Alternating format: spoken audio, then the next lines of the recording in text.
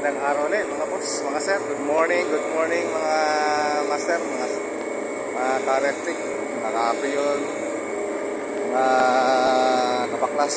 Magandang araw po.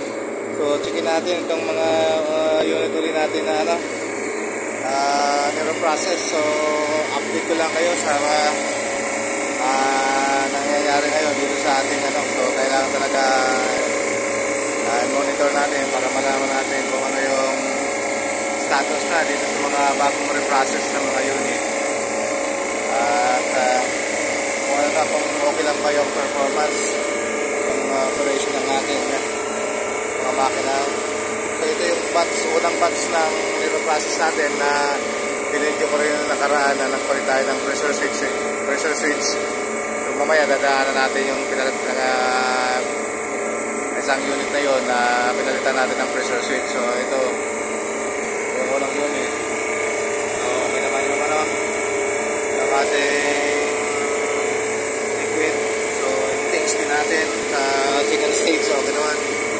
So dito yung ating pressure ng ating high pressure, ng ating low pressure, saka yung mid, saka yung ating oil. Okay naman. So yung compressor naman natin okay naman yung so hindi siya masyadong yellow, hindi siya masyadong moist, pati yung pinaka fluid na part ng so ibig sabihin maganda yung kanyang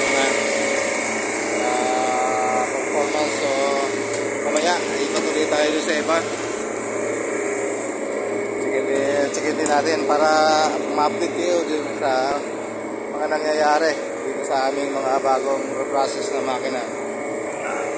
Magkaroon kayo ng konting idea ano ba yung nangyari na so sa review natin para tuloy-tuloy yung ating feedback sa inyo.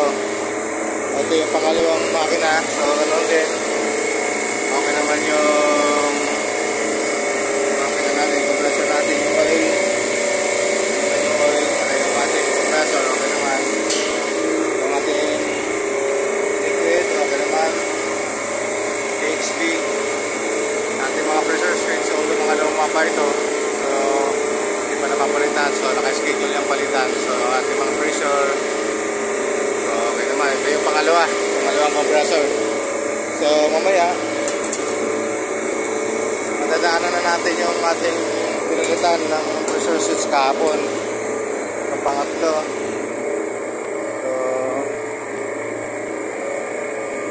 Tingnan natin ano na yung naging performance ng ating unit at kalitan ng pressure switch.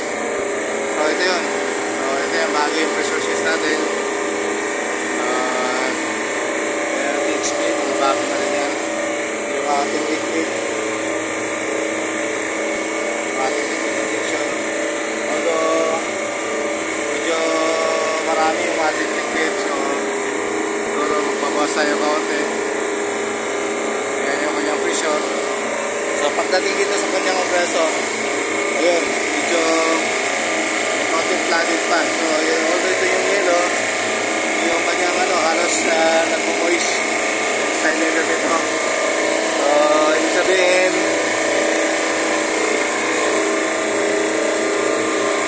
magbawas tayo kaunti namin yung pressure namin ito para balik ulit sa normal. So ganun lang yung sistema ginagawa natin mga boss, mga sir, mga master. Dapat araw-araw talaga may ikutan kung umagal yung makina para ma-check natin yung performance ng ating makina. Hindi yung pagkakakabit na natin ay iwanan na natin, so hindi natin binabalikan. So dapat tuloy-tuloy yung ating monitoring para magaling buhay ng ating compressor. So ito yung pang-apat. Okay naman din yung ating pressure. So maganda naman siya. Although yung mga pressure switch hindi pa napapalitan, pero functional pa naman sila. So schedule din yan for replacement. Yung ating liquid, so nag-inject naman ating PHB.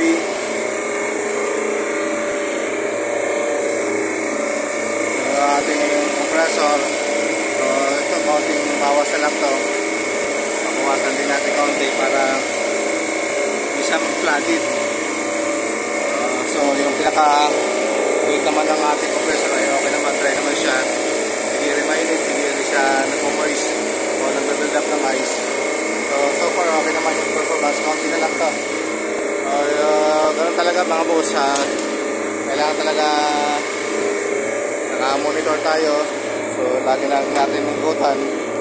Yung pagkakabit natin ay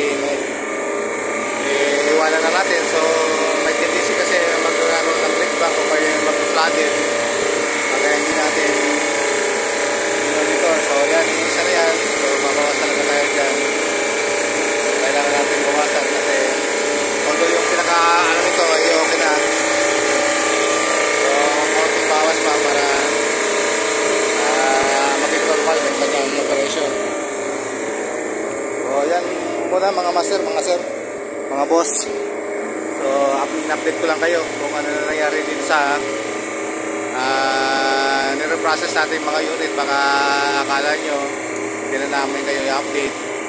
Para at least tuloy-tuloy namomonitor nyo rin yung aming ginawang pag-process para makita nyo rin kung ano na yung naging output ng ating mga unit na ginawa. So far mga sir, hanggang dito muna. At sa susunod din ng mga video doon sa mga second batch na nire-process natin na may problema. So hindi talaga maiwasan na hindi tayo maka-encounter dahil mga luma na yung mga compressor at saka yung system. So makaka-encounter talaga tayo ng mga panakanakang trouble. So hindi yan giving sa atin yan ng mga technician maka-encounter na gano'n. So ang kailangan lang natin kung paano natin i-address yung problema para hindi siya lumala at hindi tayo masiraan ng mismong compressor. So yan, hanggang dito muna mga sir. Mga boss, magandang araw. Paki-like lang po, paki-subscribe, paki-share na rin kung sakaling nagustuhan nyo yung aming feedback. Paki-share lang po sir para makarating po sa marami kung sakali. So hindi naman po kami nagsasabing matalino kami o marunong. Ang sa amin lang is share lang namin kung ano man yung aming mga na-encounter sa araw-araw para din magbigay ng inspirasyon, makapagbigay din ng idea sa iba kung sakaling nakaka-encounter sila ng ganitong mga binibigyan namin mga trouble para at least meron silang counting idea. So hanggang dito muna mga sir, mga boss, at maraming salamat pong muli at magandang araw.